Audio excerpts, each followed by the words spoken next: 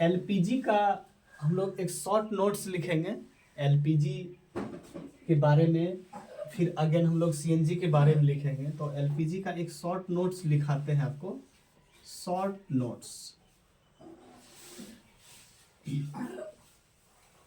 The term LPG, the term LPG are abbreviated of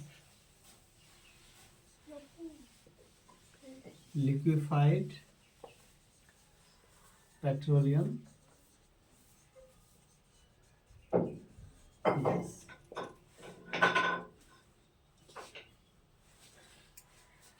The term LPG are abbreviated of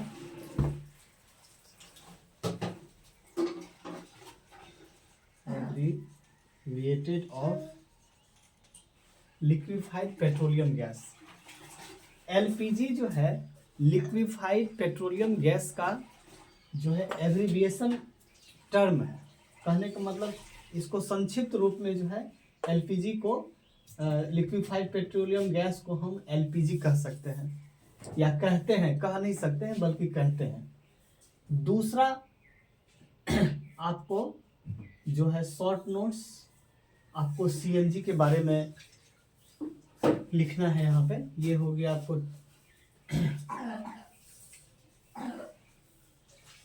CNG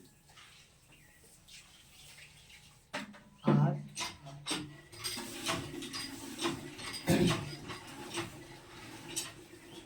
compressed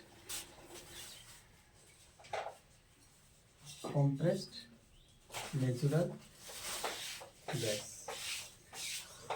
ये क्या है? Compressed natural gas का यह जो है एब्रिविएटेड वर्ड है।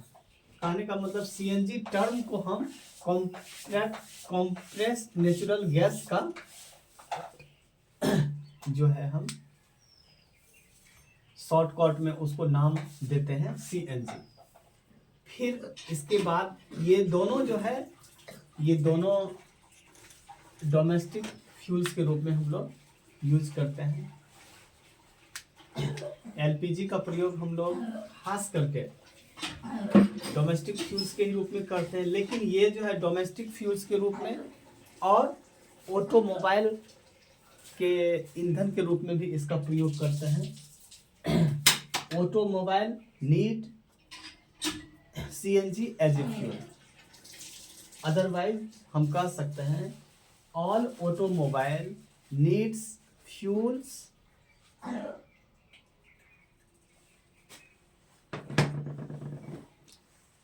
As a CNG. इसको मैं मिटा रहा हूं। इसके अलावा जो अनहाइड्रोकार्बन्स है, फिर ये कैसे हम लोगों को प्राप्त होता है उसके बारे में भी मैं आपको बताऊंगा।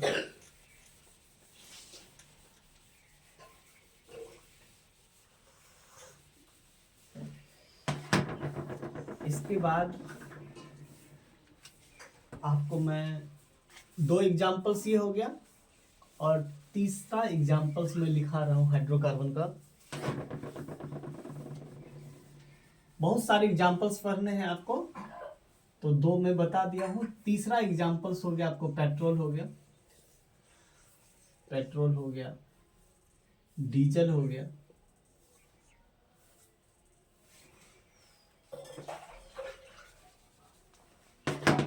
पेट्रोल डीजल, पहले डाई लिखेंगे फिर एसईएल लिखेंगे, डीजल हो गया, एंड केरोसिन।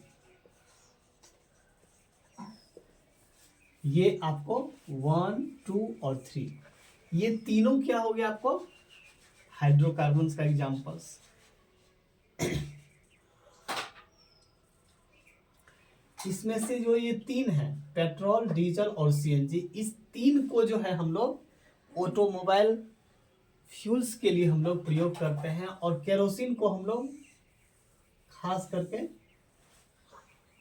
स्टोव में जलाने का काम आता है। रोशनी के लिए पहले के ज़माने में जो है लालटेन में इसका प्रयोग करते थे, और मसाल में भी इसका प्रयोग करते थे। अब आपको ये कहाँ से प्राप्त होता है इसके बारे में एक छोटा सा आपको नोट्स में डिटेल्स में मैं बता देता हूँ।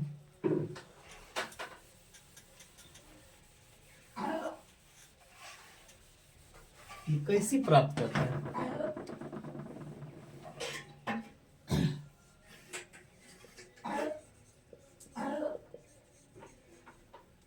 ये तीनों जो हम लोगों को प्राप्त होता है वह पेट्रोलियम के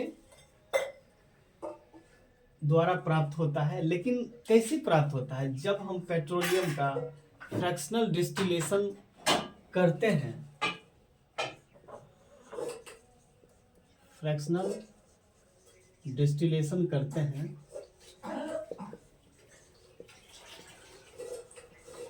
तो हमें ये तीनों चीज प्राप्त होता है, पेट्रोल,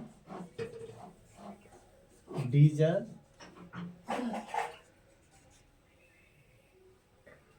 प्लस केरोसिन। तो हम कह सकते हैं petrol, diesel and kerosene are obtained by fractional distillation of petroleum. जब हम पेट्रोलियम का फ्रैक्शनल डिस्टिलेशन करेंगे तो हमें ये तीनों चीज उस पेट्रोल के द्वारा ही पेट्रोलियम के द्वारा ही प्राप्त होगा, पेट्रोल, डीजल और केरोसिन।